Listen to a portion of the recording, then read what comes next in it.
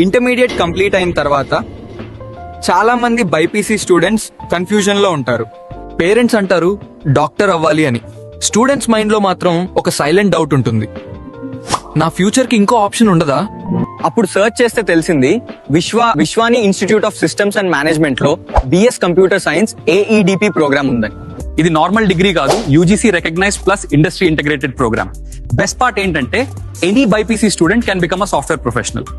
Talent sprint a part of Accenture support తో real time projects, mentors, practical learning, coding background లేకపోయినా step by step train చేస్తారు.